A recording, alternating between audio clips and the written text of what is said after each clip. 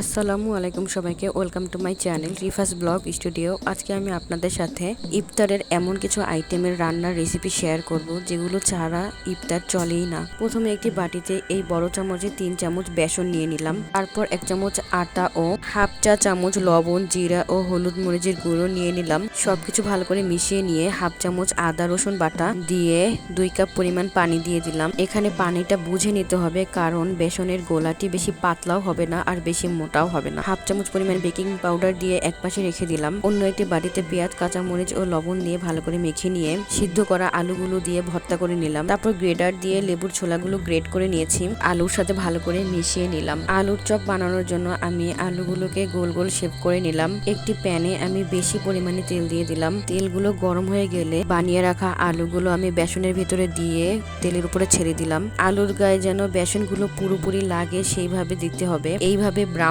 Colour করে ভেজে নিয়েছি। তারপর একে একে ডিমের চপগুলো ওই একই নিয়মে ভেজে নিলাম। সবগুলো ভাজার পর তারপর আমি বেগুনিগুলো ভেজে নিলাম। বেগুনগুলো কেটে লবণ মাখিয়ে ধুয়ে রেখেছিলাম। বেসনের ভিতরে ডুবিয়ে আবার তেলের উপরে ছেড়ে দিলাম। ঠিক এইভাবে সবগুলো বানিয়ে নিলাম। আলুর চপ, বেগুনি ও ডিমের চপের কালারগুলো খুবই সুন্দর এসেছে। এই 3টি উপকরণ ছাড়া ইফতার জমে না। এইভাবে খুব সহজে ঘরে বসেই ইফতারের সকল আইটেম তৈরি করা যায়। আপনারা বাসায় ট্রাই করবেন।